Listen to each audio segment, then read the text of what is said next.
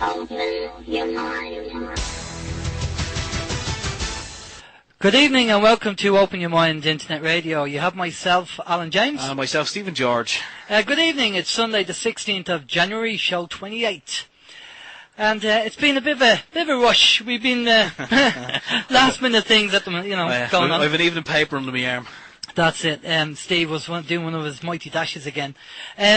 Now, what we normally do is we normally go through all the communication channels and we go through a few bits and pieces and a few notices. What we're going to do is we're going to bypass all that for the time being because we have Ted Gunderson on the show with us. And Ted's actually on a cell phone. And unfortunately, we don't know, although it's powered, we don't know how long we're going to get out of the cell phone. So what we're going to do is we're going to get Ted in straight away. And we're going to have a chat with Ted. And then we probably have Ted on for about an hour and a half, probably about an hour, I'd say, being on cell phone.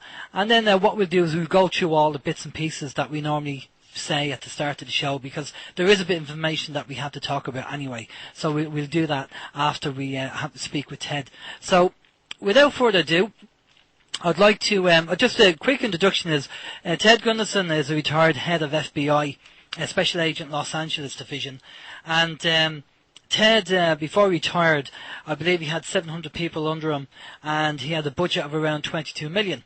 And Ted basically retired and went off and did some private work, private investigation work, and that led him into a lot of information and a lot of things going on that obviously he didn't realise. So this is why he's on the show. He's going to tell us all about it. So we'll just bring in Ted. Ted, are you there? I'm here. Thank you very much for the invitation. It's great to speak to my friends in Ireland and England and Scotland. That's great, Ted. Thanks. Good evening, and thanks for coming on to the show. As I said, Ted, Steve, you want to say hello to Ted there as well? Hi, Ted. A very good afternoon, or good evening, or good morning to you. I'm not sure exactly what time you are. I'm sure it's morning time there, is it? Just past 11 o'clock over there. AM? AM. It will be AM. Yeah, so good morning, Ted. Good morning, good morning, good morning. How are you folks doing? Not so bad. Yourself? Good. We're just getting everything warmed up down this way, Ted. But just for a kind of an introduction for people who don't know you, Ted, and I'll just say that again, and you just confirm it. You were the special agent. You were the head of FBI Los Angeles Division, and you had about 700 people under you and a budget of 22 million. And you retired, I think, in the late 70s. Is that correct?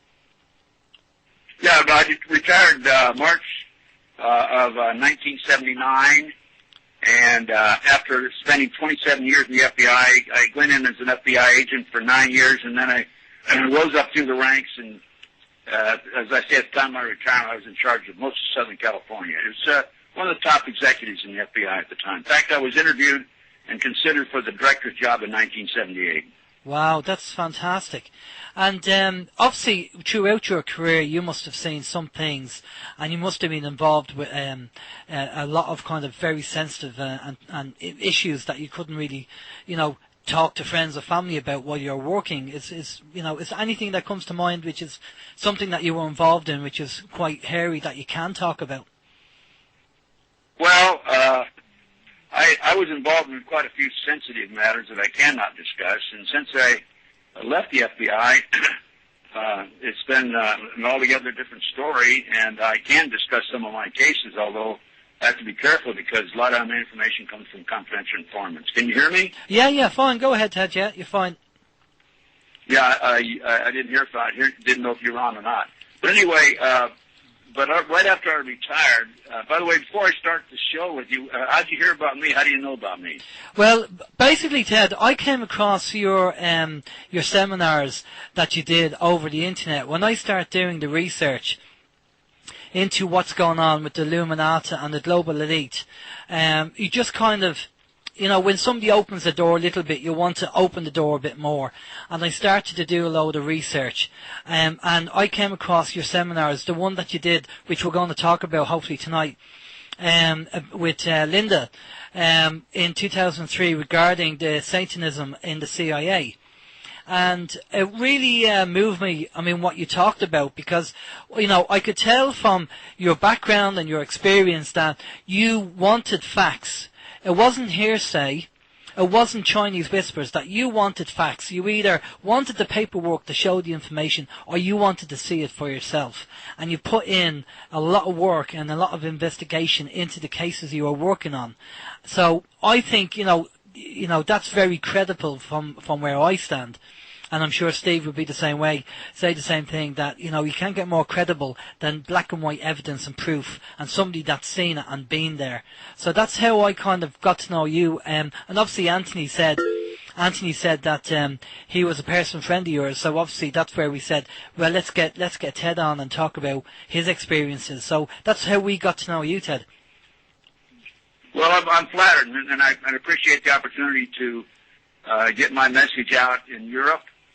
And because I have certainly been vocal here in the United States to the extent that it's been detrimental, and I'm not complaining, detrimental to my personal activities and my personal health and so forth. But anyway, be that as it may, I'm on a roll, I'm on a path, and I won't deviate from it. That's all. Well, that's excellent. I mean, that really stands to you.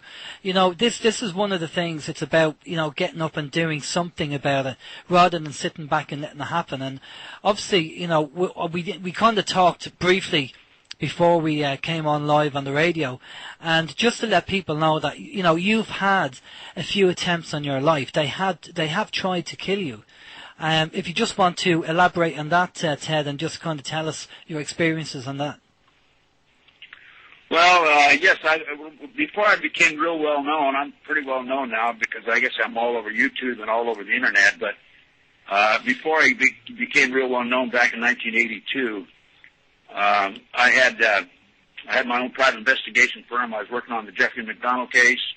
The McDonald case involved a large-scale drug cover-up by a rogue element within our government. I want to make it very clear, though, before I go into the show, that there are a lot of good people in the Army and the military and in the civil service and in the government and the FBI and the CIA. A lot of good people. Most 99% of them are good. But there is an element within these organizations that is involved behind these covert activities, and I call them the fourth branch of our government. See, our forefathers established the legislative, executive, and judicial branch. I call this the fourth branch. I call it the rogue government criminal enterprise. And these people are all out for money, and we're talking about drugs, and we're talking about missing children and sex slaves, and so on and so forth. So, but before I really became pretty well known, as I am now, I understand, I particularly on the Jeffrey McDonald case, because it involved large-scale Army drug operation, bringing drugs in plastic bags in the body cavities of the dead GIs, and it was cover-up. It was a cover-up. It was triple murder, and it was a cover-up. It was terrible. But anyway, within 10 months of entering the case, he'd been tried and convicted, Dr. McDonald had, of murdering his wife and 2 children within 10 months of entering the case, and he was serving 3 consecutive life sentences. I obtained a signed confession from a girl named Helena Stokely, and she said that Dr. McDonald did not commit the murders. They were committed by her satanic cult group. And the reason for the cover-up is because the satanic cult, her satanic cult group, were distributing the drugs that were being flown in from Vietnam in the body cavities of the GIs. They were distributing them up and down the East Coast, and the higher-ups in the drug operation did not approve of them going in and murdering the McDonald family, but since they did, they had to cover it up, because if this cult was exposed, it would expose the whole operation across the country. Yeah. And, I'm getting involved in that case, and the people in the government, this rogue criminal element within the government, didn't like it, and of course, and so that's when my security problems really, really became serious. For example, I'll give you an example. Yeah. On one occasion, I lived in Westwood, California. I lived on the ground floor of a duplex, and the landlady lived up above, and also it was an L-shaped building. And one night, she came in and parked her car at 1:30 in the morning, and there were 2 men sitting across from my front door, and my front door opened up into the street. And one of the men got out and came over to her and asked if she knew where Ted Gunderson lived. Well, fortunately, through divine intervention, I don't know about your faith or not, but I have a very strong faith.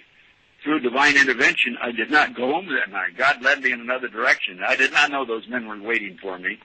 And from there on, I made some phone calls to my sources and my confidential informants, and I found out I had a contract out on me.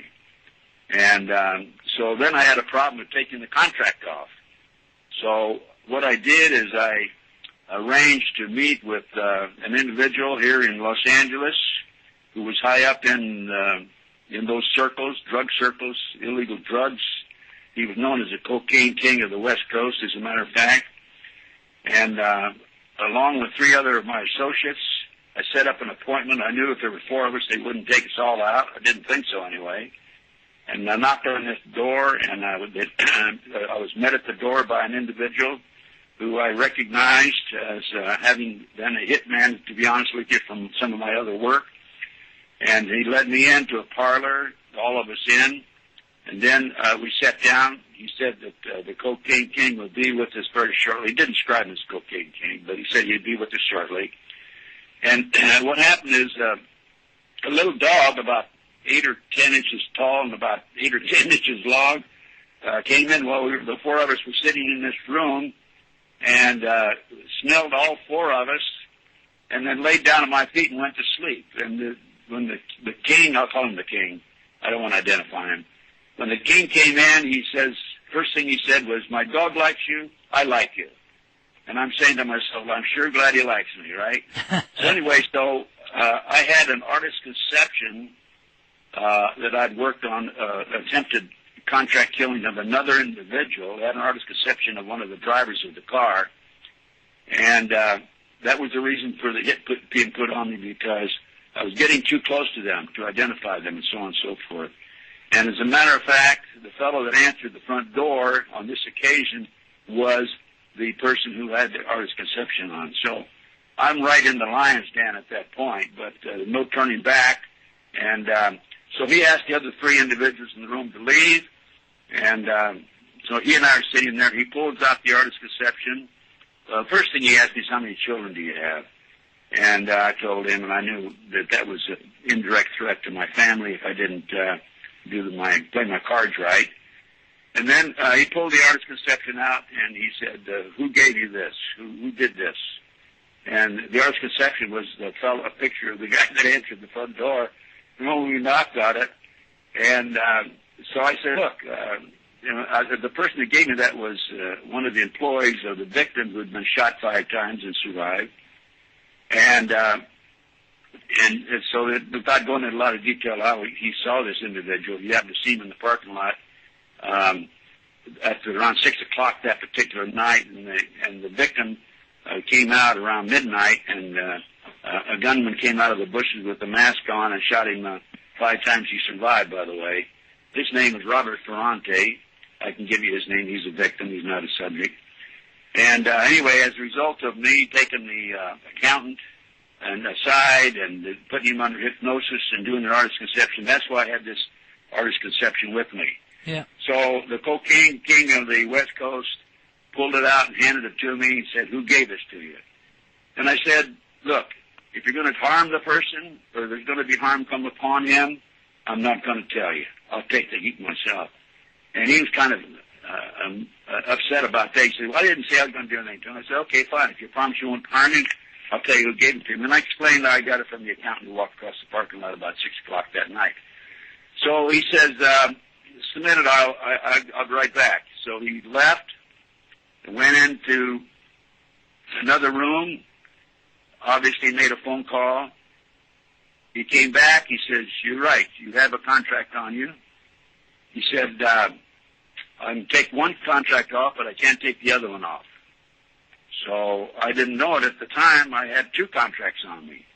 And the one contract was by the Israeli mafia, to be honest with you, because they were involved in the shooting of the gentleman, Robert Ferrante. And the second contract was by the satanic cults because of the McDonald case. So I told him, I said, "I appreciate it very much. Take the one hit off. I'll see what I can do about the other one." And he told me, this is on a Monday, he said, don't go to your office or your home until Friday. And so I didn't. I went and checked in a motel and paid cash, and didn't move from that room for 4 or 5 days. And that was it. Then I went back, and then I had a problem with this other contract. The other contract was put out on me by the satanic cults out of Houston, Texas, and according to my sources. So at that point, I figured, well, I got one hit taken off. I mean, now I got to take the other one off. I don't know how to do it. In the meantime, I'm going underground. So I drove to Dallas, Texas. Had a friend of mine drive me to Dallas, Texas. And it's a 21-hour drive, and I slept the whole time because I hadn't slept in a week in that hotel room. I'm sitting in the room with a gun under my pillow, and every time somebody would come walking down the hall, I'd wake up, of course. But anyway, I went to Dallas, Texas, about 1,500 miles from Los Angeles. I had contacts there, and I went underground for 6 months. And then I was able to get the second hit taken off of me by developing a source at a high level in the cult. So anyway, that's just part of the story. The other story, kind of interesting. Are you there still? Yeah, it's incredible. Go ahead, Ted. Yeah. Hope I'm not putting you to sleep. No, it sounds like something out of CSI Miami. It's so unbelievable. Although it's true, obviously this is your experience, but it just sounds, it's so far away from what the normal man in the street is used to. To say that, it goes to this level, it's unbelievable. But no, go ahead, Ted. We're fascinated this end. Well, and then the other problem I had was I found out I was under investigation by the FBI. And while I'm in Dallas, I find out about this. And my sources inside the government told me that they were going to indict me on a Tuesday. So I knew what they were going to charge me with, and I went. This was a week before, about 5 days before Tuesday. It was on about a Wednesday or Thursday before the Tuesday they were going to indict me. So I took 3 polygraph examinations and proved that I was not involved in any criminal activity. And I gave it to my attorney in Dallas, Doug Mulder, who's an outstanding attorney there, former district attorney, and told Doug, give this to the foreman of the grand jury and also to the U.S. attorney. The U.S. attorney's name was William Alexander. So I passed 3 polygraph tests. I gave the test to my attorney, who gave them to Bill Alexander with instructions that he give them to the foreman of the grand jury, and I prevented myself from being indicted for criminal acts. Now that's important because if I had been indicted for criminal acts, it cost thousands and thousands and thousands of dollars to hire an attorney to defend yourself. So I was fortunate I nipped it in the bud right then and there. And then the other, so I was able to skirt around from the FBI investigation on me, which was a phony investigation.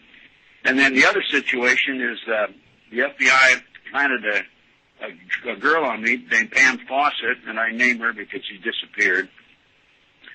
And they tried to set me up on a drug deal. And she called me one day and said, I need to talk to you. This is after dealing with her on the phone for 6 months. And I don't need to go into the details of that situation, but anyway, she called me, talked to me, said, I need to talk to you. And she drove from Modesto, California, to Los Angeles. I met her in a parking lot, and she told me the story, how she'd been contacted by the FBI and by a drug enforcement agency, gave me the names of the agents, and how they're trying to set me up on a drug deal through her.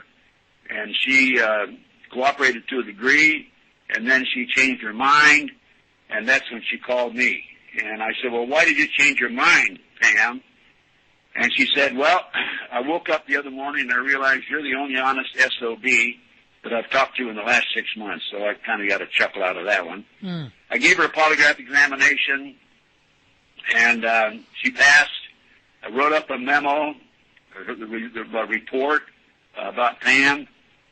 I sent it to a guy named Buck Gravel, who was a top-level executive in the FBI, and I knew him personally. and I knew Buck from Philadelphia. He was head of the bank robbery squad, and I was number 2 man in Philadelphia. And I told Buck, I said, "Dear Buck, first the Dallas Caper meeting where they tried to get me on the criminal acts, and now this." I said, "You guys are Bush." Well, you know what Bush League means. That means you're minor league. And so they didn't like that either. Long story short, I just said, I've had a lot of security problems. And I had another contract put out on me later on, and a guy, a satanic cult, CIA hitman. By the way, again, a lot of people in the CIA are great people, wonderful Americans and all that, but there's this rogue criminal element. Anyway, he came in. I know his name. He came in and sat in my house for 5 hours waiting for me to come home one night. And I didn't go home. I found out about it because the lady of the house was on the 3rd floor. She heard him coming. She heard him sit in the living room. The dog went bananas, and she had to close the door. She went to her phone to call the police. The phone was dead because he had gone into the kitchen and taken the phone off the hook. And anyway, I didn't go home that night for 5 hours. I didn't go home. Again, divine intervention. I spent the night with a friend, as I did earlier. I was with a friend the night that the landlady was approached about 2 fellows coming in and sitting in the car across my front door. So God is taking good care of me. I think you're very lucky, and definitely somebody's looking down on you there, Ted.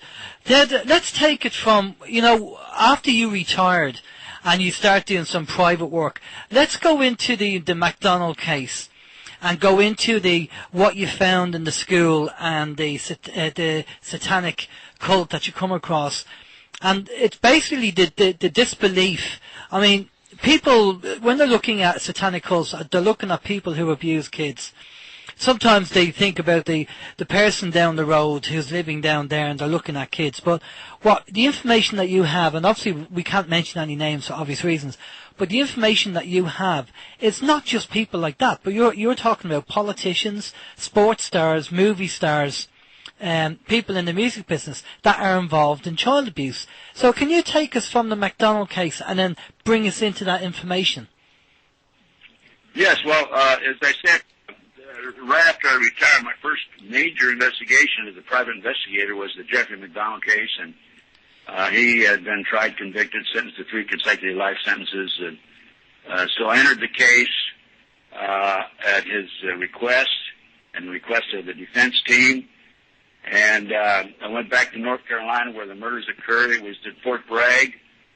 His wife and 2 children, one was 2.5, one was 5.5, had been brutally slain, multiple knife wounds into their bodies, and so on and so forth. And within 10 months of entering the case, as I said a few moments ago, Lena Stokely gave me a signed confession, and I spent actually about 3 sessions with her, 10 days each session, going into detail after detail after detail, documenting that this was true, that her group was involved in this. It was a Manson-type murder.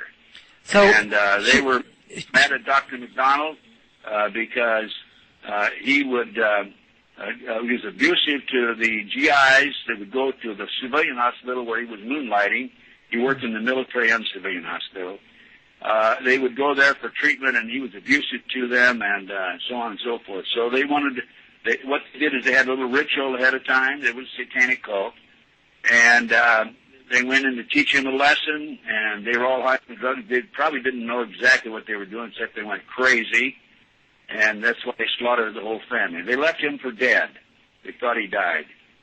Fortunately, in a way, it's fortunately he lived, but at the same time, the poor man has been in prison now for 30-some years. In spite of the fact that I have this confession from Lena, by the way, Lena died a mysterious death in January 1983. I personally believe she was murdered, but the coroner says otherwise. He said it was a natural death from cirrhosis of the liver and slight pneumonia each lung. But anyway, I don't need to go into that. I think they murdered her.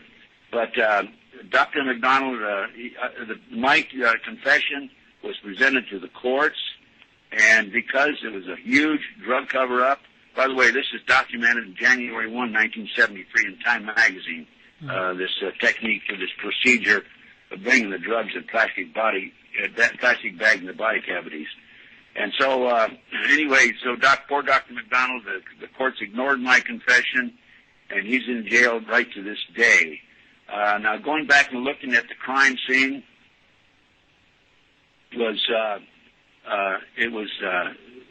evidence was destroyed.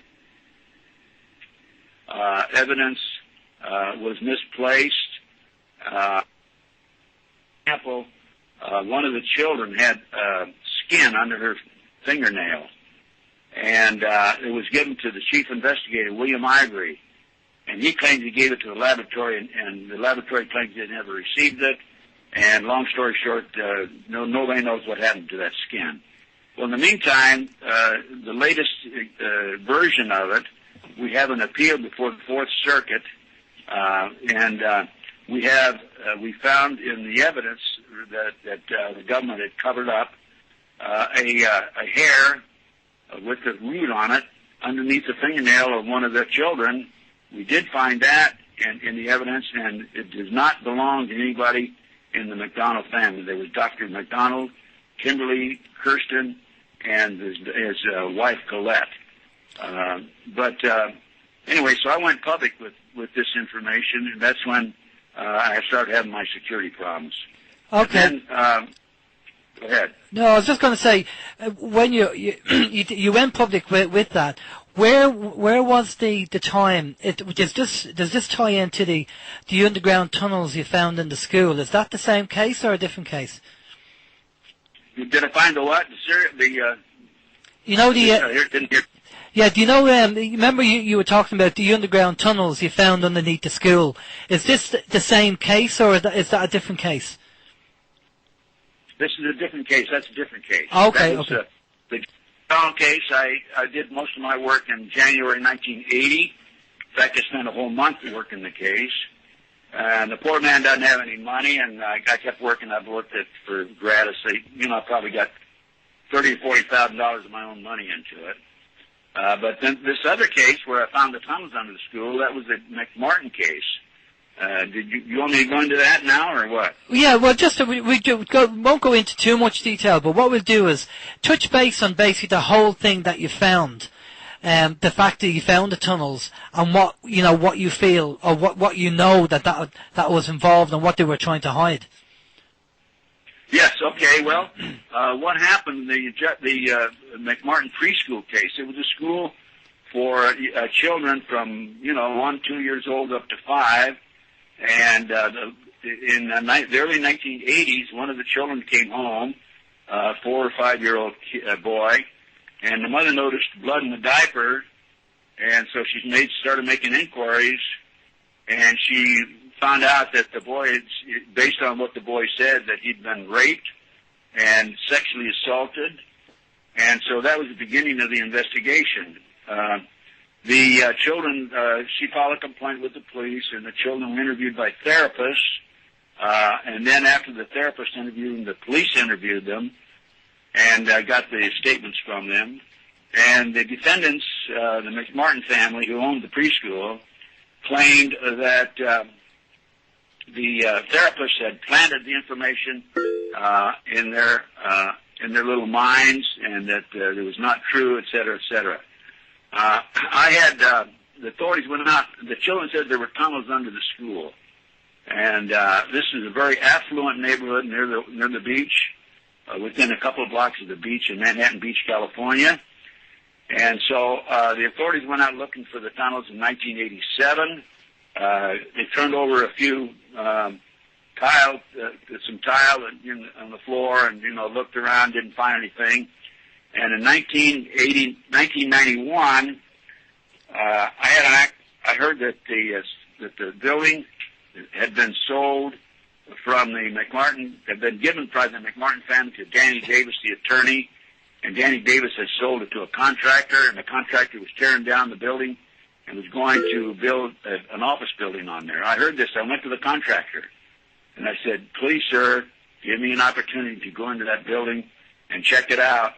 And he did, and I had to sign legal documents assuming liability, et cetera, et cetera. And I hired an archaeologist, Dr. Gary Stickle from UCLA, University of California in Los Angeles. And he brought his team of people in there, and within 34 days, he said that there were tunnels that had been filled in under the school.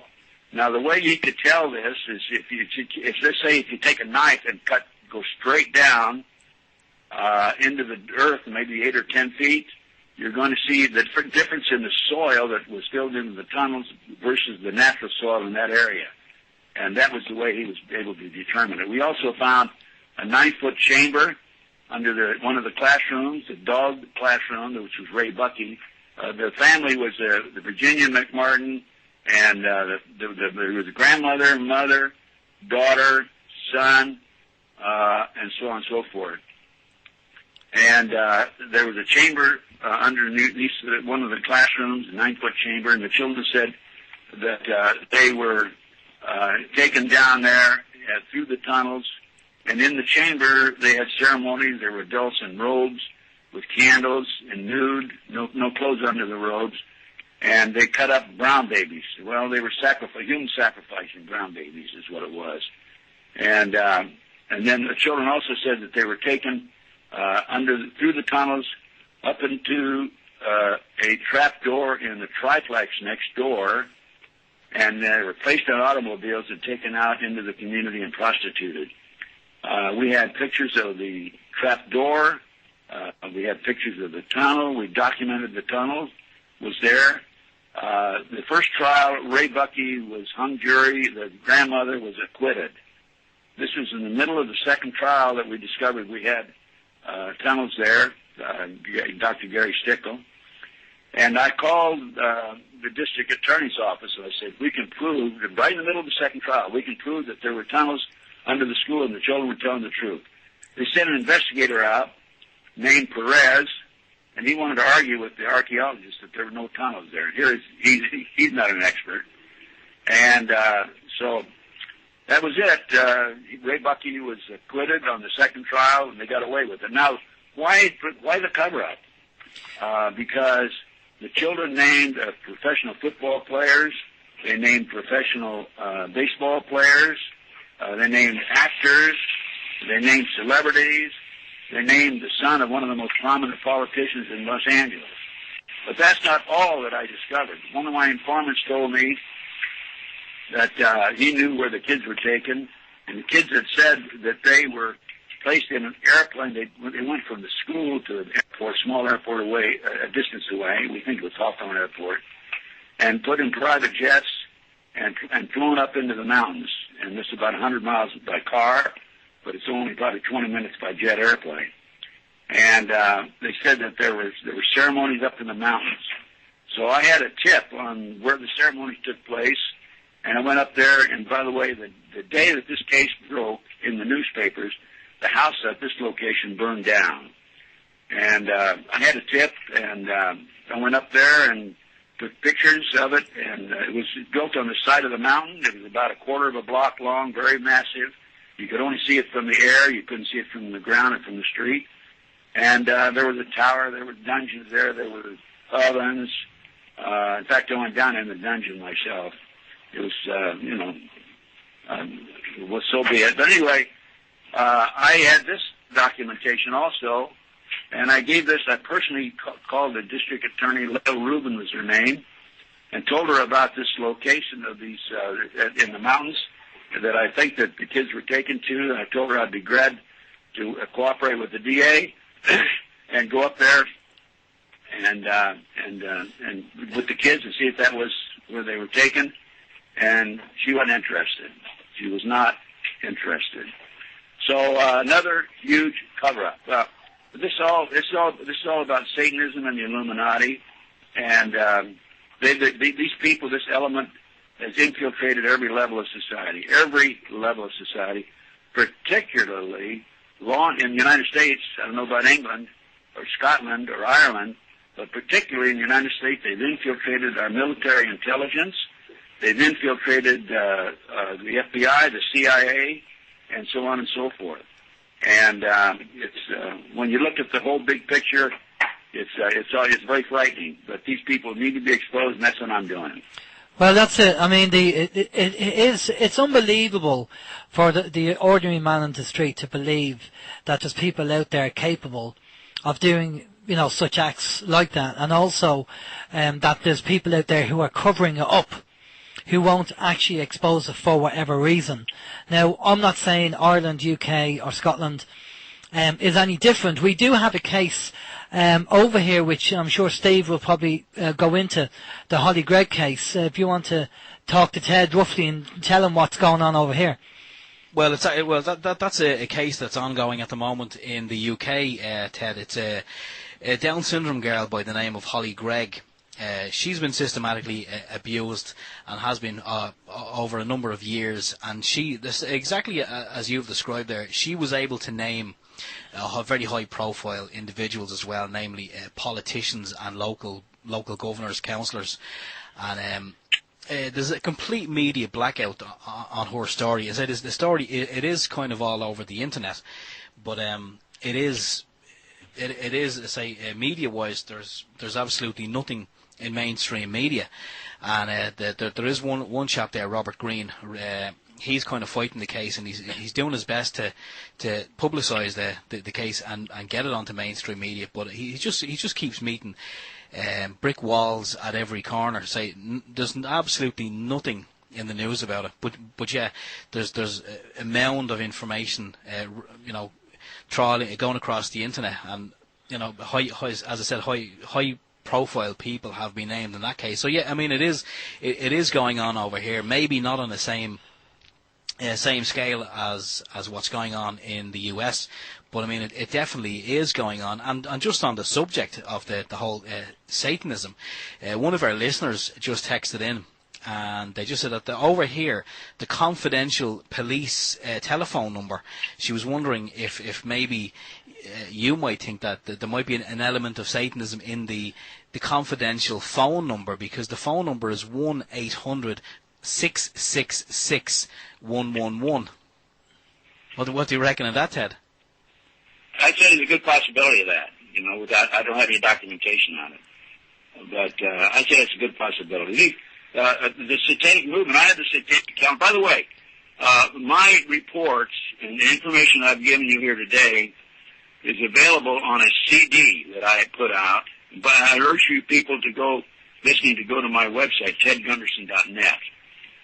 It's a CD, and it's 52 of my reports, including not only on Satanism, but also on the terrorist movement, which is a phony movement designed to take away our constitutional rights and civil liberties. 52 of my reports, 6,500 pages. It's available to you folks over there. By the way, I do receive mail from England, Korea, and Australia. So, I don't be shy about communicating with me or buying my products. I'll ship them out to you as soon as possible, as soon as I receive the order. It's an international movement. The Illuminati is an international movement. And do you folks, are you familiar with WikiLeaks? Well, we have heard about WikiLeaks and what's going on. So if you know anything about that, by all means, enlighten us there. That'd be great, Ted. Well, it's my understanding that there's an individual in Australia who has, through the computer, has been able to come up with obtaining classified documents on a confidential basis. And he's gone into hiding, much similar to what I had to do in the 1980s, early 1980s. And I was wondering if there was any publicity there in England and Ireland. Well, WikiLeaks, I think he's Swedish, is he? Yeah, the chap, yeah. He's from Sweden, and we know that they've tried to put him up on a charge of attempted rape or something with a girl or something, and we know that that's their MO. If they don't kill you in a car crash or some kind of accident, they'll try and put a charge on you where you've abused somebody or you've attacked somebody or you did something just to discredit you. And I think that's what they did to the guy. Now, there's kind of arguments for both sides of this WikiLeaks where We did, some people are saying that he's actually connected these connections to the CIA, FBI, and it's all kind of pre-planned, or else he hasn't been involved with them and this is what they're doing. So, again, there's a lot of disinformation out there as to what's going on, and it's kind of finding out what the truth is and putting all the other stuff aside, Yeah, what's your opinion of it? Is it right or wrong, or what's your opinion of the situation? To be honest with you, Ted, I don't really know enough about it to have an opinion, because I've heard both sides and I haven't really researched both sides as of yet. So I can't really turn around and say for definite what I feel is the right thing. I mean, the guy set up WikiLeaks to get the information out there. But if you look on the other side from a psychological point of view, the powers that be could use him as a person to put out information just to discredit certain countries or certain governments or whatever they're releasing. I mean, if you have good intentions and you work for the government, then the truth should be the truth, and that's the way it should be. And if the government are covering up things and hiding things, then you have to ask yourself, why are they doing that? So, is it the case that he's getting this information and he's putting it out there and that's the truth? Or is he getting information that is given to him from a disinformation point of view?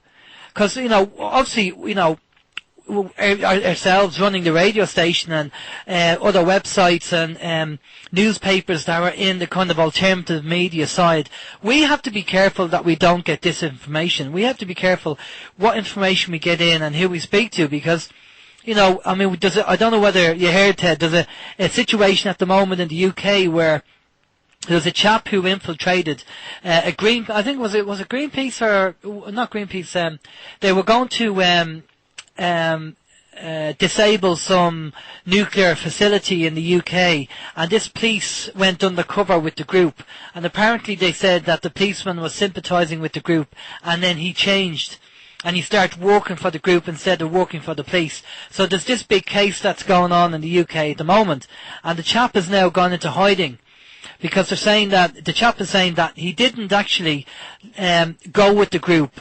Everything he did had to be passed by his senior controller in the police. And the police are trying to say that, well, he actually left the police and he joined the group and he was doing things off his own accord and he shouldn't have been doing what he was doing. So there's a big case going on in the UK at the moment.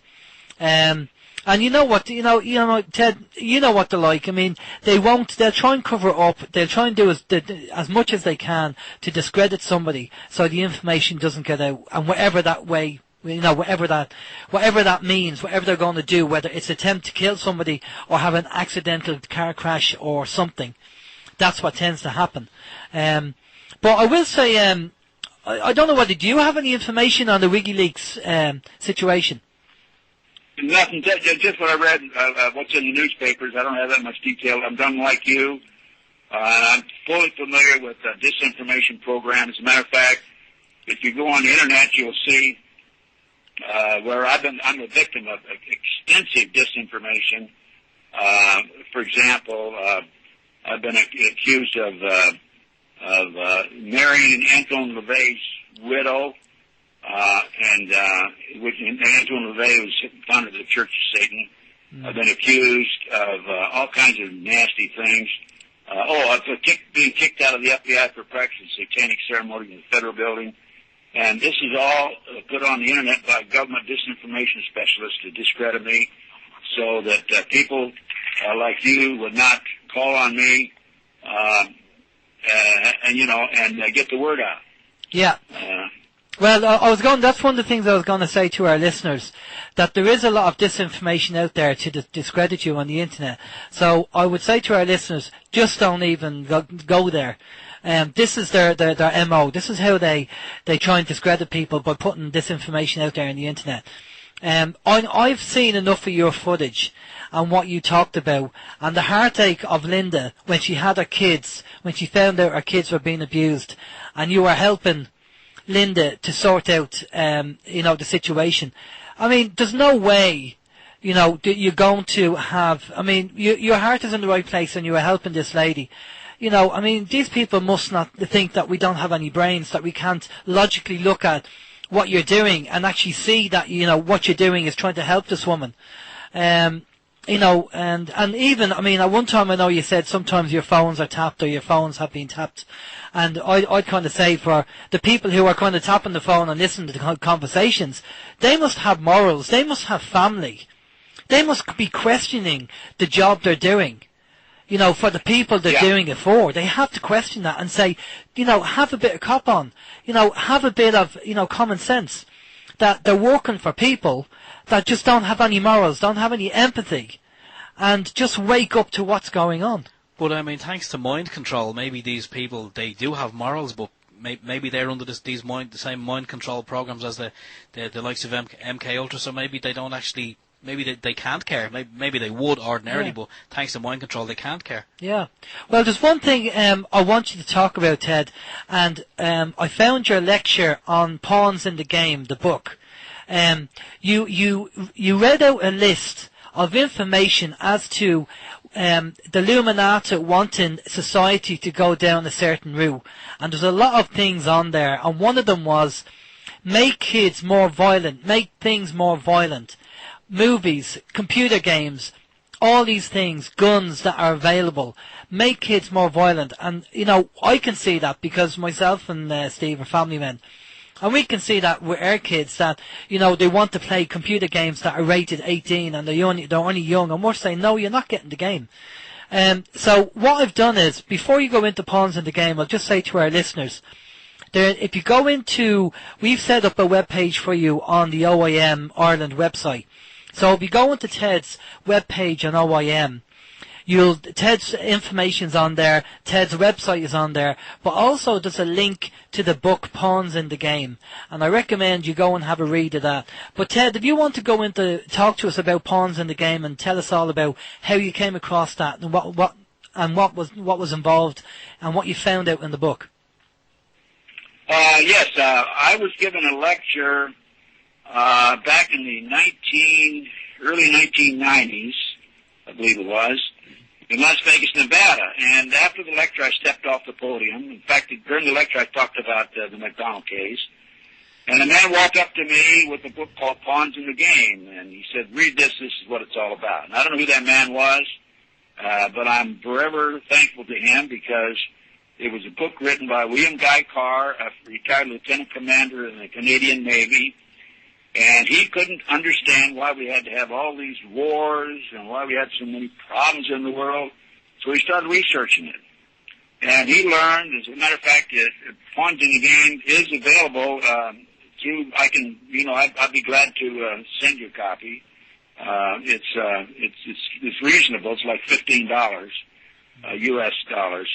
But anyway, on page 26, it's announced and that the Rothschild family had commissioned a fellow named Adam Weishaupt, a defunct priest, Catholic priest, to come up with a plan, a master plan to take over the world.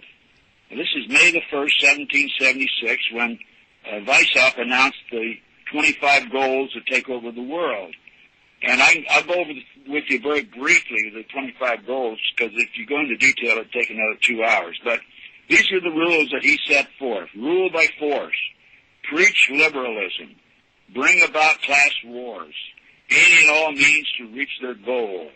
Their plans must be kept secret until the last minute. Use mob psychology. Corrupt the youth through sex and drugs and alcohol. Now that's a foregone conclusion. You can see that before your very eyes, of course. That's happening, yeah. Beg your pardon? That's happening. That's definitely happening. Definitely happening. Seize property by any means. Accumulate wealth. Advocate war. And at the peace table, direct the conference so neither side wins. And we saw that World War II. Elect their own candidates and advisors to the candidates. Control the press. I'll give you an example of controlling the press. On February the 9th, 1917, Congressman Galloway, on the floor of the U.S. Congress, announced that in March 1915, the J.P. Morgan interests had bought 29 of America's leading newspapers and inserted their own editors in order to control the press. So that was 1950. You can imagine the control they have now. That's why we don't get the full story, the truth, from the mainstream media here in the United States, and I'm sure it's true in England. So that's controlling the press. The other goal, number 13, is to have their agentures appear at the scene of a tragedy, arrange for prosecution, and to appear as heroes. Well, they've done that with the terrorist movement, international terrorist movement. I can tell you a lot about that one, too, by the way. 14th one was established depression and financial panics, enforce unemployment and hunger. 15th, infiltrate Freemasonry to take advantage of secrecy within an organization. Use philanthropy as a cloak to hide its subversive goals. Number 16, train the leaders to use fancy, high-sounding phrases, make lavish promises to the masses. Promises can be undone afterwards. 17, advocate revolution to bring about the population to a speedy subjection. 18, use secret agents as saboteurs. Well, we know that's taking place. 19, establish wide world government through huge monopolies and economic control. 20, high taxes and unfair competition to bring about economic ruin of the population, to control raw materials, organize agitation among the workers, make sure any financial gains in increased wages will not be of any benefit to them. 21, build up armaments, infiltrate law enforcement and the military. Definitely seen that infiltration of law enforcement and the military in the United States. 22, members of the world government will be appointed by a dictator. 23, infiltrate all classes and levels of security with emphasis on corrupting and controlling the youth. Teach them theories and principles known to be false, and then arbitration of the law. So basically that was what was announced. Now, in addition to that, here in this United States of America, there are executive orders in place, and the executive orders were designed for the president to give orders to his departmental heads. But it's been abused, and the presidents are now using them directing orders to the public. For example, there's a whole series of executive orders, and these are orders that the president puts down, which is tantamount to a dictatorship. And these are just a few of the executive orders. Take over all communications, media, take over all electric power, petroleum, gas, fuel, minerals, take over all food resources and farms, take over all means of transportation, control highways and seaports, draft all citizens into workforces under government supervision, slave labor in other words, take over all health, welfare, and educational functions, empower the post office postmaster general to register all citizens nationwide, take over all airports and aircraft, take over housing and finance authorities and housing designated as unsafe, establish new locations for population, build new housing with public funds, take over all railroads, inland waterways, and public storage facilities, and designate responsibility of the Office of Emergency Planning, giving authorization to put the above orders into effect in times of increased international tension or economic crisis, anytime they want to. And then comes the big one, Executive Order 11490. All of the above orders are immediately activated. Now, in 1963, our President John F. Kennedy at Columbia University gave a lecture, and in the lecture he said it perfectly. He said the high office of the President has been used to foment a plot to destroy America's freedom, and before I leave this office, I must inform the citizens of their plight.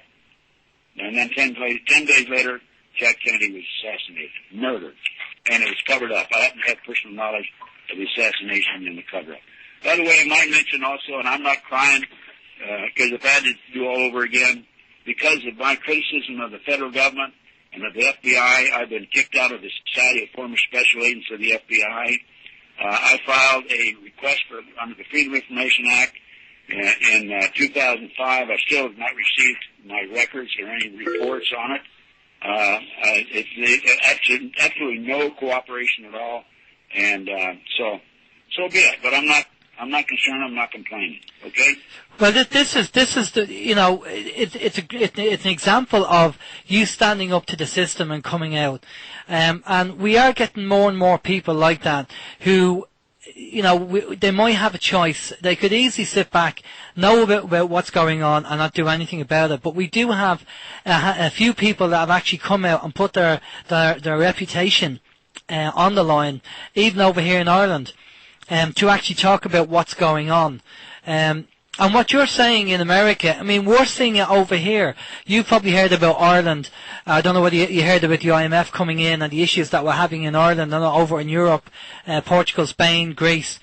And this is part and parcel of their MO and how they operate, what's happening. And I think Tunisia, the president had to leave the country, and I think in Algeria it's getting to the stage where the price of the likes of salt and sugar and basic commodities that you need, it's getting way beyond, you know, it's getting too expensive to buy.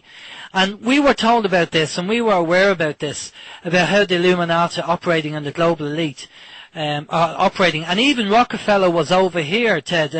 Rockefeller came over here and he was fraternizing with our president, Mary McAleese, and what happened was, lucky enough, the hotel that he went into, two of the guys from a newspaper over here, which is the Sovereign Independent, actually had the chance to go up to Rockefeller and give him a copy of the paper and say to him that he's not going to get his new world order. And I think the scale of the amount of people waking up to the global elite and what their plans are is on a daily basis. More and more people are beginning to wake up. But I'll just say to people there, to our listeners, that the book, what's it called again? Sorry. Will be Pawns in the Game. Pawns in the Game. Sorry, I had a bit of a memory blank there. Pawns in the Game. If you go to Ted's webpage on OAM Ireland, there's a link to the book Pawns in the Game, and you can download and read all the things that Ted has just read out about the demise of society based on the Illuminati. Ted, where do you see things are at the moment?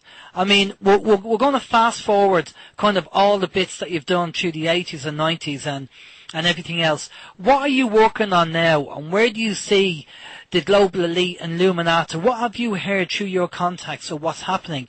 Are they gaining ground, or are they beginning to lose ground, do you think? Well, what's happened is the whole thing is mind-boggling. You know, I've been described as a kook, conspiracy theorist, extremist speaker, and all kinds of crazy things. But I deal with facts. I deal with the truth. And the thing that's kind of frightening is there's an Echelon program that records all telephone calls in America. That's out of Fort Meade, Maryland.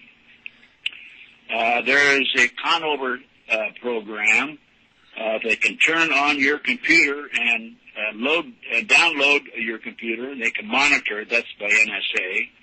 There's a Tempest program up to they can sit in the car up to 1/4 mile away and tell what you have on your computer screen.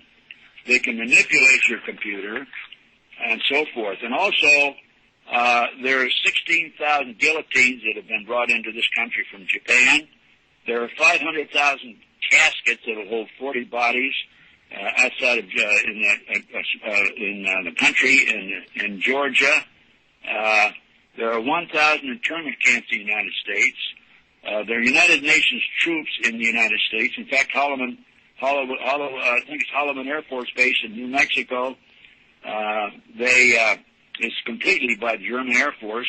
And one of my sources said that she dated one of the German airmen deliberately to find out what they were doing there. And he said that when the revolution starts, we're going to strafe your streets. There are sensors that have been planted on the major highways in America. They are extending the runways in small airports. For example, in Beatrice, Nebraska, they have an airport runway. It doesn't service any commercial airplanes. It's only for private planes, little paper cuts and all that. Yeah, the runway is a mile long, and they're extending that runway. We have chemical trails. I mean, death dumps that are taking place. They're dropping poison on us. And one of the two locations I'm aware of where it's taking place is the Air National Guard, Lincoln, Nebraska, and Fort Sill, Oklahoma. And I personally took pictures of 4 airplanes on the tarpaulin at the Air National Guard in Lincoln, Nebraska. They were huge, huge airplanes like bombers with no identification on them. So that's what we're looking at now. And I'm concerned. Now, of course, the terrorist movement's an altogether another topic. The terrorist movement is designed. We don't have probably time today to go into a lot of detail on it, but it's designed to set up the Homeland Security and to pass the Patriot Act, and the Patriot Act took away freedom of speech, the right to be secure in your home, deprived us of life, liberty, or property without due process. They deprived us of, in the Patriot Act, the right to a speedy trial, and Eighth Amendment to the Constitution, no cruel and unusual punishment. The 13th Amendment, punishment without conviction. Those are the Constitution that rights, the amendments to the Constitution that have been taken away by 262 Republicans and 77 Democrats. They killed the Bill of Rights, which is, basically the rights of the people. And now going, if I don't know how much time we have, but the not Oklahoma City, but the World Trade Center car bombing in February 26, 1993, the FBI had an informant in among the terrorists. Salam was his name, a former Egyptian army officer, 43 years old. And he was commissioned by the terrorists to put the bomb together. He went to his FBI superiors. He said, we're going to use a dummy bomb, right? And they said, no, we're going to use a real bomb. So the FBI not only knew in advance of the World Trade Center car bombing in 1993, they furnished the ingredients for the bomb. Fast forward to Oklahoma City. It was an inside job. There's absolutely no question about it. I personally made 2 trips to Oklahoma City out of my retirement money. By the way, I used my retirement money to expose this corruption. And I learned that the so-called fertilizer bomb in the truck was not a fertilizer bomb. It was a barometric bomb, a highly powerful bomb called electrohydrodynamic gaseous fuel device. And it blew away half the building. Fertilizer bomb very barely blew up a stump in the backyard. And I obtained the contract number of that bomb, and from a reliable source, Science Magazine. I sent it to the Picatinny Arsenal in New Jersey and asked for a copy of the contract, which is public information. They came back and said there's no such contract. So that's just an example. And also, I have the TV news broadcast, the afternoon of the Oklahoma City bombing, and there were 5 news stations who said that they were taking bombs out. These were unconventional bombs. And one of them says, they're removing bombs from the building. We're going to find out who's behind this now because one of them has U.S. Army stencil on it. So that was Oklahoma City. And then we had, of course, 911, and as soon as 911 occurred, and by the way, one of my sources, a CIA source, had advanced information about the terrorist activity in this country, knowledge of the leader of the terrorist movement, who was an electronic engineer in Patterson, New Jersey.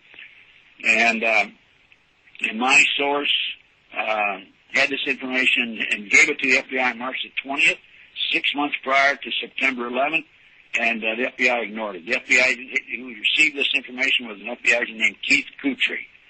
And I put a report out on this. All this information I'm telling you today, folks, is on the CD. It's 6,500 pages, 52 reports. And what I'm saying is documented. Well, so now, what's the reason for the terrorist movement? I mentioned a few moments ago it was to take away many of our constitutional rights and civil liberties. And they have done just that. And that's the story. And this mass exodus, or I've noticed on the internet that there seems to be a lot of people who want to leave the States because they're saying it's getting to be like a police state now over there with all the new laws. I mean, how bad is that over there now? You've just gone through a list of your rights being taken away. But how bad is it on a day-to-day basis now?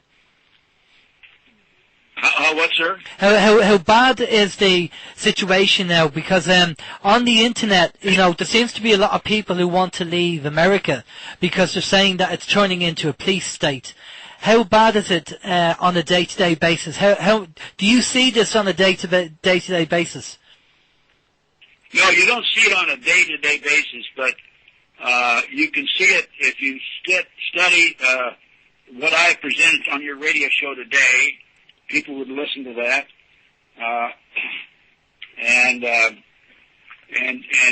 but you don't see it. It's just pretty well hidden. Yeah. Excuse me. But it's there. It's there. It's behind the closed door. Mm. And one of my associates just passed me a note, and this is what the note says. All these problems basically begin with the parents giving bad teachings and passing them through the generation to their children. There are 2 fabulous books that give parents guidance and provide guidance for married couples to create a strong home for the inside that can withhold all these negative influences. It's Garden of Peace is for men to read, and Women's Wisdom is for women to read. These books sell for $19.50 each, or $35 for both. You can send a check or money order to my address. It's on the internet. Now, these books are advertised on the internet also. So it's a very good point to make that my associate just gave you this note. But also my DVDs and my CDs and what have you are all available. I just finished a DVD about Satanism. And the Satan satanic movement, this is all part of the satanic movement. It's the spiritual war we're into, folks. Spiritual war. Yeah, I have to agree with you on that. It's not just the physical, it's the spiritual. And one of the things I did kind of look into, because, the Satanism and the child abuse is, it's really, really bad. And I wanted to understand, or try and understand, not just the physical, but why these people are abusing kids, why this is happening. And I kind of have my own kind of idea why this is happening, and it's kind of from an energetic point of view, and it's just based on other research that I've done. Do you have any theories, or do you have any factual information on why you feel these people are doing this? Oh yeah, definitely. Well, this is a part of the satanic movement. Aleister Crowley says that children should be exposed to sex as soon as they're born, and it's part of the degenerate position that they are taking, the Satanists are taking. These people have infiltrated virtually every level of society the Satanists have, and I estimate it's about 1.5% of the population in the United States. And the reason I estimate that is because one of my sources, confidential sources in South Bay of Los Angeles, population 200,000, claimed that there's about 3,000 Satanists there. This was years ago, and I came up with this information. In Lincoln, Nebraska, another source said there's about 3,000 Satanists in Lincoln, Nebraska, population 200,000. And in Iowa City, Iowa, another completely different source, third source, told me that there's about 1,500 practicing Satanists in Iowa City, Iowa, a town of about 100,000 at the time. 100,000. No. Anyway, it was 100,000, and Lincoln was 200,000. The other two were 200,000. So if you project that figure, it's about 1.5% of the population, which is quite a few million people. I went into a store in Manhattan Beach here back several years ago, and I purchased something, and the fellow gave me a receipt with the star, the satanic emblem on it. By the way, on that McMartin case, we found a dish in the sand, buried about 6 inches under the surface, that had the satanic symbol on it. The pentagram. Go ahead. No, I was just going to say, that's the pentagram you're talking about, is it? Yeah.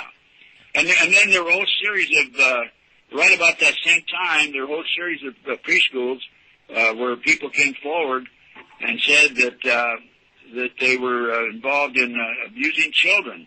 Well, what's better approach to change society, to bring, to influence future adults than to grab when they're kids? Adolf Hitler did this very thing. Grab them when they're kids and when they're young, when they're can be influenced, and indoctrinate them then. And they were doing it in these preschools across the country. And one of the ways they documented is through the sex. And then, for example, one of the mothers told me on the McMartin case that she and her husband worked, and they dropped the little daughter off at the school, and they came into the little girl's house when the parents were gone, got the kitty cat, little baby kitten, took it back to the McMartin school, and sacrificed it in front of the little girl, and said that she told her mother they were going to do this to her mother and father and her brother. And those are the tactics that they use. This is rampant. It's rampant, underground rampant. And that's why, of course, I'm being criticized, disinformation, and what have you. But, be that as it may, it's kind of interesting also because I've had like 18, 20 people planted on me. Yeah. And try to find out what I'm doing and all that sort of thing. So I have to be very careful making new friends. Oh, definitely. I mean, you have to be careful. I think the alternative media have to be very careful who comes on board or who's involved, because, they're going to try and get involved. They're trying to. They'll probably try and get people to infiltrate. I know there's probably some infiltration that's been going on in certain other areas, and we all have to be careful. I think that's a given. My understanding of why these people are abusing the kids, it's not just for the gratification. It's not just the abuse. It's not that they're just sick. And I don't know how you feel about this, Ted, but this is kind of, one of the things I was looking into. I mean, we talk about the spiritual war. It's not just the physical. And one of the things I come across out of a few other bits and pieces of research was the interview by Credo Mutwa, which is an Indian Zulu warrior that one of the people in the UK interviewed. There was a 6-hour interview. It's actually on the internet, I believe, and you can buy the videotape or buy the DVD. And one of the questions was, why are these people so into abusing kids? And what's the scenario? And there's another chap in America who was actually involved in the Illuminati and actually got out of it. And he said what was the big secret that you don't talk about? And the big secret was child abuse. And this is open to people doing the research and finding out, but basically, when a child under the age of 10 is abused, a lot of people will look at the child and go, God, they look older than their years because they've been abused. And apparently it's all down to energy. You hear people talking about when new kids are born and go, oh, you have all that lovely healthy energy and, they're so new and fresh and all that energy. Well, this is what apparently the Satanists are big into. They understand this energy. And so apart from the abuse and getting hold of that energy, it's the terror that the child feels. Some of these Satanists drink blood. And whatever the effect is with the endorphins, when a child is actually terrified and scared, there's a chemical change in the blood. And it's that chemical change that they get the high from, that they want. But also, the abuse has got to do with the energy. The energy from the child. And I don't know whether you come across that, Ted. Oh yeah, definitely. The adrenaline. Well, that's in the human sacrifices by the Satanists. They torture right up to the moment of death, and then they drink the blood because the blood is enriched with I guess endorphins and it's adrenaline rush and what have you, and that's the reason they drink the blood. I have a whole chapter, a whole report on the satanic ceremonies in the United States today. Actually worldwide, I should say. And, one of the issues here also is the missing children. And the satanic culture involved in that. And there's a rogue element within the CIA that's involved in missing children and actually involved in kidnapping them. And I have good documentation on this. But do we have time to go into that or what? Yeah, go ahead. If you shoot away, Ted, yeah. I don't know how much time you're going to give me on the air, but anyway, according to the National Center for Missing and Exploited Children, the National Center for Missing and Exploited Children is an adjunct to the U.S. Department of Justice. And they claim on their website that there are 91 Americans disappear every hour in America. 85 to 90% are children. So that's a total of more than 700,000 disappeared in the United States. As a matter of fact, as early as July 1982, the Reader's Digest did an article of missing 100,000 children a year. I mean, that's atrocious.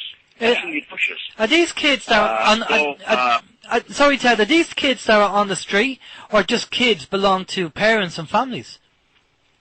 Well, no, a high percentage of them are parental abduction. However, there's also a very high percentage who are actually children who are missing with the parent, without the parents' involvement at all. And I charted the National Center for Missing and Exploited Children has put out pictures of children who are missing, and I happen to have 94 copies of these pictures, and I charted the months that they were missing. And of the 94 cases, 18 were missing in June, 15 in October, and 14 in December, for a total of 47 for 3 months, the same total as the other 9 months. So then what I did is I went to the satanic calendar where they have human sacrifices. And in June the 21st is summer solstice, a human sacrifice. October 31st is Halloween, human sacrifice, calls for a human sacrifice. December 21st is the winter solstice, calls for a human sacrifice. So, there's a pattern there. And I have taken my report. I have a report called The Finders, which is a report about the CIA operation involving kidnapping children. And I've given it to the FBI on a half a dozen occasions, and I have been completely ignored. So for these 3 months, the amount of children, number of children disappeared are the same as for the other 9 months. And as of the fall of 2005, the National Center for Missing and Exploited Children, in 25 years, had located 139 children with a $49 million budget. 139 children in 25 years. That was on their card, one of their cards that they put out. So it's a huge cover-up. Now, I worked another case in the 1980s, Nebraska Franklin cover-up, and that was a case where they were taking children out of Boys Town, orphanages, private homes, foster homes, and so forth, and driving them from Omaha, Nebraska, which is in the central United States, to Sioux City, Iowa, 184 miles away, placing them on private jets and flying them to Washington, D.C. for sex orgies with congressmen, senators, dignitaries, and what have you. Okay, now why would they do this? They do this so they take pictures of them and these congressmen, senators in compromising positions with the children. They do this so they can blackmail them and tell them how to vote. And that's why we have laws like the Patriot Act passed, which are absolutely idiotic, taking away our constitutional rights and civil liberties, because if they don't vote that way, then they are obviously going to be exposed in more than one way, if I may say.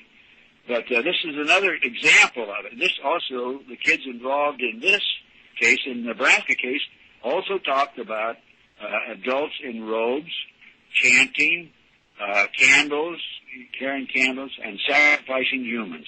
So it's a national movement, and nobody in a position of authority is doing anything about it. Ted, do these people not understand? Do they not kind of have a bit of common sense to go, well, if they're going to take photos of me, it's obviously they're going to use it for blackmail. I mean, whatever your perversion is, or whatever the perversion is these guys have, surely they have some kind of an intellect and common sense to say, well, I'm not going to go down that road because I don't want to be held, I don't want to be used and manipulated.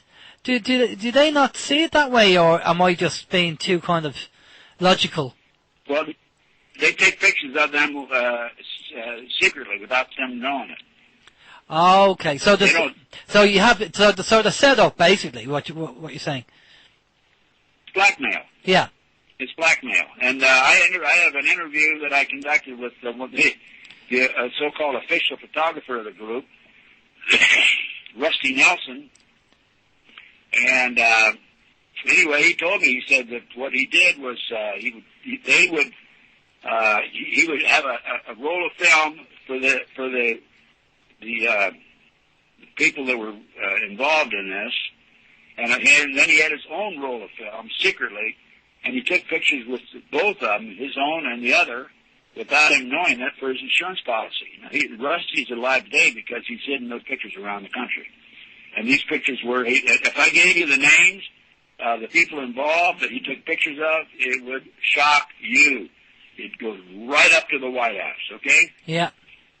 Yeah, it doesn't surprise me. I mean, I did watch the video of Kathy O'Brien, Transformation of America. I don't know whether you've seen that, Ted.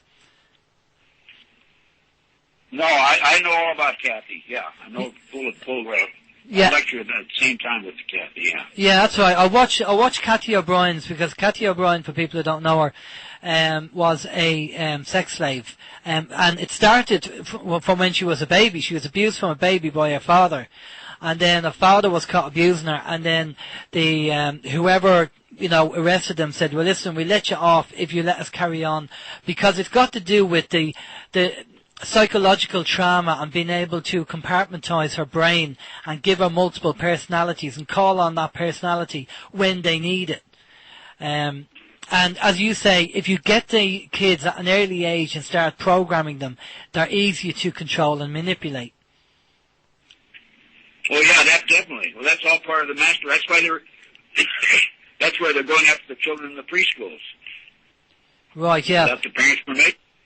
And if anybody, absolutely. Yeah, if anybody wants to go to Google and type in Kathy O'Brien, Transformation of America, we recommend that you go and watch that, because that's very interesting, and what she went through was unbelievable, and it's worthwhile seeing it. But again, one of the things I'd say as well is, Ted, you have loads of you've got loads of seminars on the internet as well.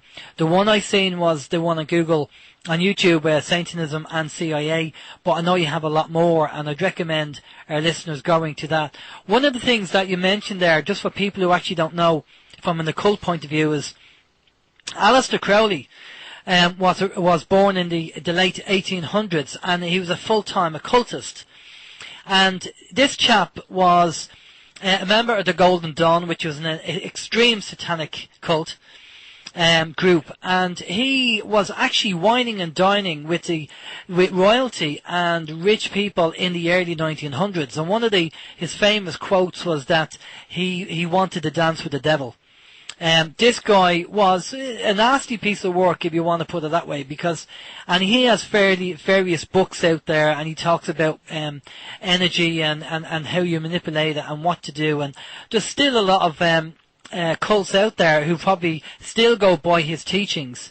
I'm sure there's people like, you mentioned Alistair Levine, the Church of Satan, that's over in the States. And he's well known as well as a full-time occultist. And a lot of people, throughout our daily lives, and, doing the shopping and, going to work and all that, a lot of people are not exposed to this. And they'd probably say to you, Ted, because of, you've been involved in so much, and for the person on the street who comes up to you and ask you about this, I always say to people, they always put their own morals on these people. and they say, "Oh no, I don't believe that they do that," and they forget that what they wouldn't do doesn't mean that that other person wouldn't do. So if somebody came up to you, say somebody came up to you, Ted, and they seen your article and they said, "Oh, I can't really believe that happens." What do you normally say to them?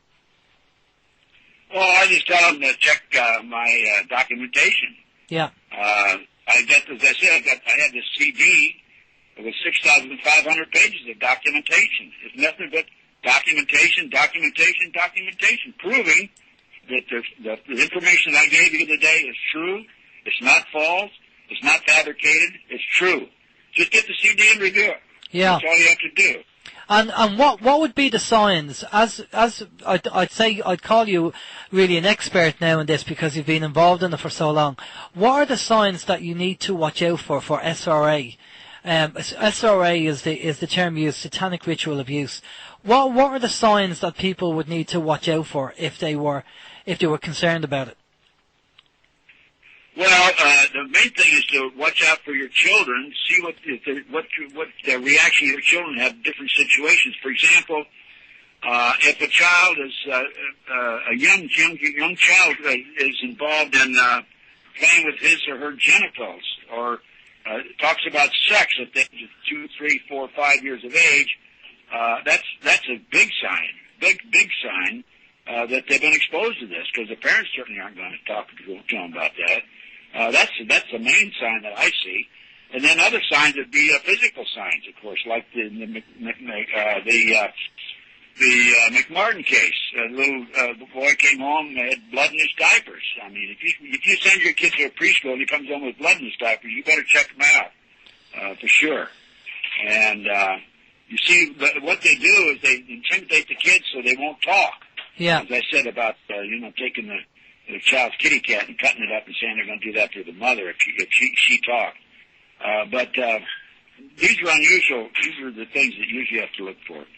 And that's incredible. And as you say, the tunnels that you found underneath that school, and you find in pentagrams. And I know, as I say, there's people that was, disinformation people putting information out there about you, trying to say that you this, that, and the other. I mean, I think we can pretty much put it to bed that what you've done and your documentation and your research, is, for me anyway, it was 100%. And anybody that does come across any disinformation, it's exactly what it is. It's not real. It's false. It's just people trying to discredit you and what you've done and all the work that you've done. Again, it's all part of the big cover-up, Ted, what we'll do is we'll wrap it up now for you, because we know you're on the cell phone there, and you probably have limited battery life, and there's obviously stuff that we're going to go through in the show as well. So what we'll just say, we'll say good night to you for now, and we really appreciate you being on the show and telling us all about what's going on. It's fantastic. I mean, it's worrying, but they're fantastic getting the information out there and getting it out to our listeners. Would you come back on the show maybe in a couple of months' time, or 3 months' time, whatever, and give us an update on what you're working on?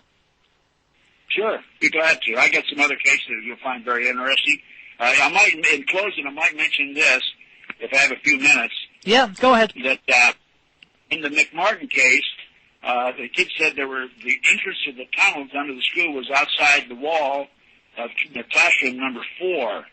So we took a backhoe and went down about 12, 14 feet, and here was an outline of the tunnel, and you could tell it from the difference in the soil that filled in, where the sun had been filled in versus the natural soil. But sticking out about a foot and a half under the foundation, half in and half under the foundation, was a plastic bag. And this plastic bag was a Disney sandwich bag, dated 1982. So I think the tunnels were, although the school was built in 1966 by the way, it was, I think the tunnels were filled in 1982, and that's when the case broke. And that's when this plastic sandwich bag, obviously, the wind probably blew it in there when they were filling in the tunnels, and so I think God had a little something to do with that too. And I remember you saying that I think one of the investigators who wasn't experienced in this field tried to discredit you, saying that, you possibly put that in as a plant. Oh, yeah, no, Ken Lanning, he was involved with the behavioral science unit of the FBI, claims that I planted that there, and I found it in a garbage bag, and I planted it there. Well, now, where am I? In 1991 is when we found the tunnels. Where am I going to find a sandwich bag from Disney dated 1982 in 1991? Huh? Yeah, okay, you tell me to answer that, and that's I think Houdini might guess. That's right. It's farcical, really. You know, they really are clutching at straws there when they're saying stuff like that. You know, it's unbelievable information there, Ted. Again, we really appreciate you coming on the show and telling us all about this, and we'd love to have you back on again to get an update on any of the cases that you're working on, any information that you know, you can tell us on what's going on, because we need to get the information out here, not just in the US, but obviously in Europe, in Ireland, because there's no doubt that bit of music there. Sorry. No, we're just checking out Ted's web address there, just to make sure that we can give it out to people at the end of the show. So just checking out that it was actually live and working, and didn't realise Ted had music on the website. Yeah, Ted's website, as soon as you load it up, actually plays music. I noticed that the other day. But yeah, Ted, we'd just like to say thanks a lot for coming on the show. Much appreciated. We know what's going over here. It's going on in Ireland and Europe. We don't know to what extent. We don't have that kind of information. But I'm sure there's people out there who, you know, could be whistleblowers, could be involved in it. And we obviously, you know, if they do give us the information that has to be researched, we can't just take their word for it. But again, thank you for coming on, and I'll just say good night to you for now, and I'm sure Steve will say the same. Yeah, Ted, you are a mine of information. I do urge anyone who wants to maybe see more proof of what you've been saying, that they should pop along to tedgunderson.net. And as Alan did say earlier, anyone who's viewing OYM Ireland, they can just pop along to the Ted Gunderson page, and there is some information there about yourself, about various things that you are have worked on, and there are a couple of links there, one of which is to your website, and definitely well worth checking out, because I mean, Ted, anyone who knows your work knows that you don't do things by half, and that everything is well researched and well put together. So I mean, I applaud you for that, and I personally like to thank you for coming on the show.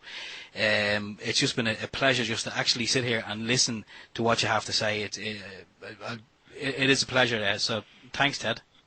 Brilliant. Ted, thank you, sir. Be sure to check my website for those wellness books. There's a link to those that help the men and the women in their relationship. We will indeed. Ted, just stay with us there for a minute. We're just going to go to a bit of music, but just stay with us there for a minute, okay? Okay, we're just going to go to a bit of music, and we'll catch you on the far side. There you go, a bit of Elvis Costello for Ted Gunderson watching The Detective, as I'm sure they were doing. That was fantastic information, Steve, wasn't it, with Ted? Mind-blowing. I mean, as I did say at the end, and I know I didn't say too much throughout the interview, but I mean, what I said at the end, I stand by. I mean, anyone who doesn't know Ted, go to his website, go to YouTube, check out his videos. I mean, the guy has so much information. It's all well documented. It's factual. He does his homework. I mean, some of the stuff that you and I have both seen on some of his work, I mean, it would make your skin crawl. I mean, especially when you're talking about the likes of the child abuse. I mean, it's horrible. The stuff that man has uncovered. Well, the one I seen originally was Ted Gunderson and Satanism and the CIA, and the girl who was with him at the seminar gets up and talks about what she's seen and what she's heard has happened to kids, and you would not believe it. Her own kids, but what her own kids were doing after being abused, and what's happened to other kids. I mean, it's psycho. It really is psycho time, you know. But listen, we didn't get to start the show on because we wanted to get Ted on. We knew he was on a cell phone, and at the moment with the way his battery is, it's probably burning his hand, you know. And frying his brain. His brain. So we're going to go through. We're not even bothering to go through the communications channels. You probably know by now. No point. But there are a few things that we need to say before we finish up in the show anyway. So we will go through them. The number one being, We have a Facebook page. Yay! Yay! So, go along. We'll have a little round of applause there. Yeah, okay. Well, you can find it there. Look, we have a Facebook page. Thank you. Okay. Basically, go to Facebook, type in Open Your Mind, and you'll come across the Facebook page. It's in its infancy at the moment. It's nothing fantastic, but by all means, pop along and become our friend. And if there's anything you want to hear, you want to say, you want to discuss, you like, you don't like, let us know. Give us some feedback, because we like good and bad, because we like to know that we're doing things good. Clap, clap, yeah. Yeah, of course, clap, clap. Thank you, Special K. Thank you, Special K. We're not talking about a cereal breakfast here. So, do you want to go start off with number one? Okay, number one, donations PC laptop. We're still harping on about this purely because the one that we have here, it's so old, it's in black and white, and there's cobwebs on it. So if anyone has an old PC or a laptop that's lying around doing nothing, we can put it to use without any shadow of a doubt. It will definitely come in useful to what we're doing. Excellent. Next thing on the agenda, the Truth Agenda by the Sovereign Independent is on next weekend. The one in Cork is on Thursday, the 20th, and the one on Saturday, which is the one myself and Steve will be at as well, is on Saturday. So don't forget, book your tickets. sovereignindependent.ie or One World Scan. You can book them online, and that keeps you make sure that you have a seat, because it's I can tell that it's probably going to be booked out. Because well, you're going to need a seat because it's on from 9 a.m. till 8 p.m. Too right. It's a long day, but there's loads of information to go through. Yeah, and also the next day, if you want to read that one out, Steve. The next day? Yeah, National Health Federation. Okay, where am I on my list? National Health Federation. Get the F out. Get the fluoride out campaign on the 23rd. No location yet, and for more information you will need to contact Alan at tiernasaur.com. Yeah, they're going to work on getting a location. It's the day after the Truth Agenda, so you can find the information out on tiernasaur.com. We also got an email in from a chap called Kieran. And Kieran runs a website, I believe, or involved with a website called www.fluoridefreewater.ie. So if you're, obviously we're interested in getting the fluoride out of water, if you want to pop along and have a look at that website. I actually checked it out earlier. Sorry, I checked it out earlier, actually. And he actually has a chart of all the European countries and the level of fluoride that's actually in the drinking water. And what was it? Ireland 71%, UK 10%, Spain 3%, and all the rest of the European countries 0%. Wow! So we are the highest with the highest level of fluoridation in the drinking water in Europe. Yeah, well, we're going to be talking about that. We're going to have somebody. Well, Bernadette Bowen's going to be on the 30th. Yeah. We'll probably be talking about that anyway. But I did say to Kieran that if he wants to come on the show and talk about the fluoride in the water, his background and his experience, he'll let us know. Well, I mean, if he has any more information that we can help get out there. I mean, it's all about getting the information out. So I mean, yeah, if Kieran wants to come on, yeah, so I'm sure he can. He may see things from a different angle. Yeah, well, it's always good to get the information out there. How was your week anyway? It was all right. Yeah? Yeah, well, as you know, we've been doing a lot of running up and down to Dublin with the daughter. Anyone, well, I'm not saying I give a lot of personal information, but anyone that might know me, my daughter's been doing a play up in the Helix, so we've been running up and down to Dublin over the past couple of months with Horde. Came to an end last night, so there was tears. Yay! Yeah, came to an end, so no more running up and down. We're going to save on the petrol now. But yeah, other than that, now the week's been it's been a busy week in work. The old 9 to 5 grind. Okay. Well, just a few things from last week's show. We had a fantastic response from David Wilcock on the show. Now, somebody did kind of say, did I call him Wilcox or Wilcock? And it's David Wilcox, so I apologise if somebody gets upset because I pronounced his name wrong. But it was on the show last week, and we talked about something called the Alternative 3. Now, the videos are now available on oimireland.com. The YouTube videos. If you go to the video section of oimireland.com, you'll see Alternative 3 down there, and also 2 other videos by a chap called William Cooper. So have a look at them and make up your own mind. That's all I'll say. Make up your own mind and see what you think. Then there was a correction. There's another radio station called the Irish Side of the Moon, and I think last week I called them the Dark Side of the Moon, which is Pink Floyd. So sorry about that. It's Irish Side of the Moon. The other thing on the list is Anthony J. Hilder, who we had in the show just before Christmas, is still looking for chemtrail information. So if anybody has the phone with them and there's a camera on the phone and you see a chemtrail, now there's a difference between a chemtrail and a contrail, okay? A contrail is just directly after the plane and dissipates very quickly. But a chemtrail will stay in the air even after the aircraft is gone, okay? So if you have a camera, take a shot of if you think it's a chemtrail, take a shot of it and email it into us and we'll pass it on to Anthony.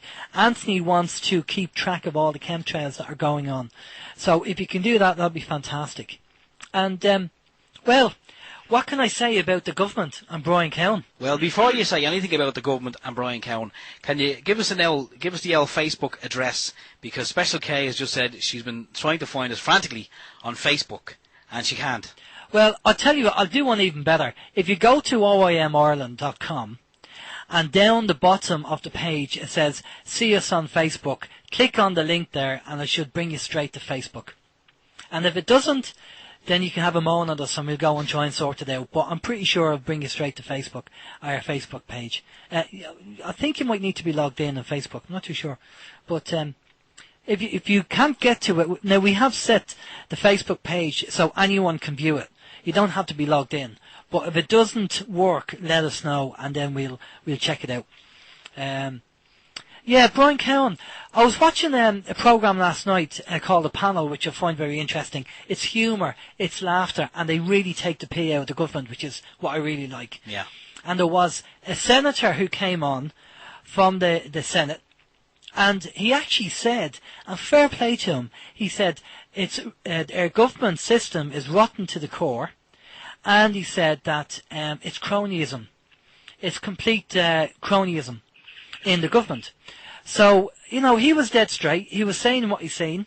And I have to agree with him. Now, he's an independent senator, and he said, I'm not invited to any of the big parties because I speak my mind. Surprise, surprise, the golden circle, So he said this live on TV? He said it live on TV last night, Okay. yeah. Keep an eye on him, because just in case he meets an untimely accident. Exactly, yeah. And so if anybody hasn't seen The Panel, I do believe they do repeat it, I think. So seeing him talking about it and actually saying it's cronyism, and they're all taking care of their friends and friends of friends, and they're all hiring their own friends, and you get guys who have directorships of 73 companies. It's unbelievable. So a bit of honesty. Honesty for a change. I can't understand why Brian Cowan doesn't get the hint. Would that be that guy you're talking about? Would it have been Shane Ross? That possibly could have been him. Yeah. Thank you, POC, our avid weekly listener. Yeah, I reckon that sounds right. All right, that's his name, and he was completely honest, and he just said what he's seen. So I can't complain. Now, I thought what we do as well is the general election's going to be coming up. We talked about Sinn Féin last week. Yeah. We're not linked to any political parties. I've never voted because half my life, if not a bit more, hasn't been in this country anyway. But so I've actually never voted in an Irish vote. So this will be my first time. And we did say on the show last week, if you've heard last week's show, we heard about the three things that Sinn Féin did. One, they pay their politicians an industrial wage, i.e. 40,000. They don't pay them 120 grand like most TDs. They were the only party that voted no at the Lisbon Treaty. Yeah, that's right. And they're the only party on their website that actually are transparent when it comes to their accounts. If you go to Fianna Fáil, Fine Gael and Sinn Féin, not Sinn Féin, Fianna Fáil, Fine Gael and Labour, none of the websites have any accounting information on it. bar Sinn Féin. So we're not political party, we're not political people, but, don't spoil your vote, and do vote. Because if you don't vote or you spoil it, it's going to go to Fianna Fáil anyway. So, I'd say give it to Sinn Féin, and just give them a go. I don't know. That's what I'm doing anyway. That's funny. I actually had a conversation. Well, when I say a conversation, it was. Seeing as we're talking about Facebook, it was on Facebook actually with a friend of mine, and he was having a bit of a rant about the upcoming election, and he said, I won't vote for FF or FG, and I certainly won't. I won't vote for the Shinners, he said, and if the Shinners get in, I'll be on the first plane out of Ireland. So I couldn't miss the opportunity. So I just sent him a little message back, and I asked him, what could Sinn Féin do worse, or what could they do that would make things worse than it already is?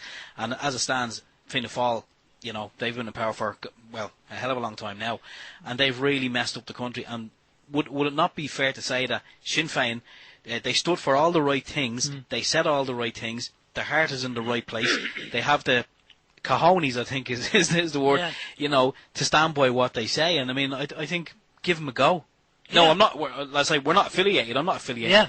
But if anyone wants to sponsor the show, give us a show. Yeah, give us a go. The other program that I watch as well is a program called Vincent Brown, which is on TV3 between about 11:15 most nights of the week. And I find that interesting because there's a lot of guys on there who are not just politicians but economists, and they're always having a go, and they kind of speak their mind to a certain extent, which is, it's interesting to hear what they have to say. Which is very good.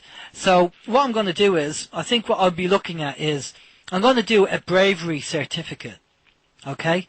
Because if a Fianna Fáil TD turns up on my doorstep looking to be re-elected, I will break my heart laughing, and then I'll clap him and I'll give him a bravery certificate and go, because at the end of the day, he'd want to be, have some kind of kahunas to come and try and get re-elected after the mess they've put the country in.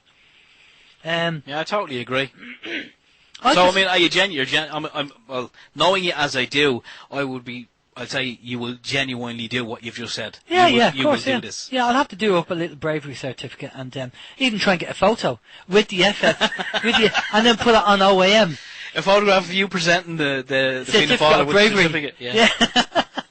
I think that'd be fantastic. And that's really what happened during the week, and that's really what's on our list. So, to wrap things up, for anybody going to the Truth Agenda next Saturday, we'll see you there. We'll be wearing carnations. Yeah, wearing carnations, yeah. And nothing else. Mum's the word. And we have faces for radio. Mind you seen that guy in America, Ted Williams? Yes. What a fantastic voice. A golden voice, definitely golden. I mean, he has a face for radio as well, but he got a golden voice, doesn't he? Yeah. Which kind of puts us to shame, really, because at least his voice is brilliant. Yeah, we kind of have voices for faces for radio. Yeah, and we don't even. I don't know if we even have voices for radio. Well, we have that feedback from that American website. Yeah, you must tell the listeners about that. Okay, we'll tell you a bit. Now, this is not our egos or anything like this. It's just not an ego trip. It's not an ego trip. Made me feel good though. This was on a comment. This was on a forum on David Wilcox's website. And it said he was thanking a guy called Daniel for posting up Open Your Mind Internet Radio. He said it was a great show, and he thinks that he will actually be listening to it on a regular basis.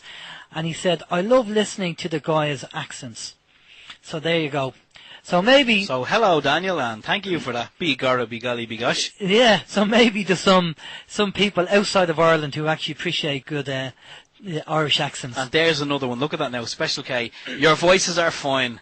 Better than Hollywood. You sound real. Well, we are real. Better than Hollywood. Better than Hollywood. We are flesh and blood people here, Yep. Yeah, we're not putting any pretend voiceovers on, but yeah, hit the special effects, Steve. Where's it? What? No. It's just us, the way you see us. So, we're going to wrap it up. They don't see us.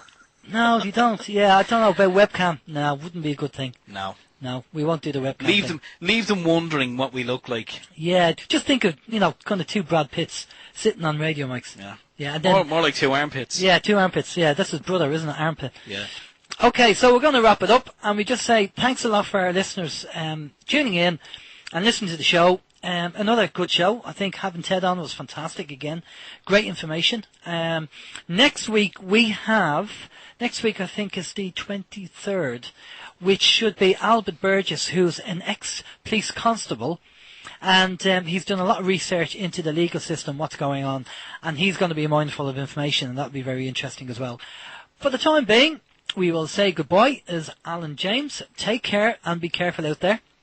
And last, final word to me, be careful out there, and if anyone has any information that they think may be beneficial or could inspire us for a future show, just drop it in an email or drop it on in the guest book or on the Facebook page. And I mean, if it's worthwhile, maybe doing a show, we will. So I'll say good night as well, and good night to all the listeners on the chat facility as well, and anyone who's listening to us during the week on the Download podcast. Hello, and goodbye, and our international listeners as well. Thanks a lot for tuning in, and we do really appreciate your feedback, guys, good or bad. We have been getting emails in, and it's fantastic feedback. But if you have a criticism or you want to have a moan, by all means tell us, because the show is not just for us, it's for you guys. We're doing it for you guys to get the information out there. And if there's anything we can do to improve it, or any guests that you think might be beneficial getting on, send us an email, put it on Facebook, put it in the guest book, wherever you want to do. The facilities. Because we want to be your voice. We want to be your voice. We are the voice of the people. Well, i.e. you. It's real news, real information, the alternative media. We are going where no other radio stations go, for the simple reason is we're reporting real information. We're going into the ladies. No. Okay. I heard that on a show, someone said. Okay, listen, take care, and we'll see you again. Bye-bye. Bye-bye.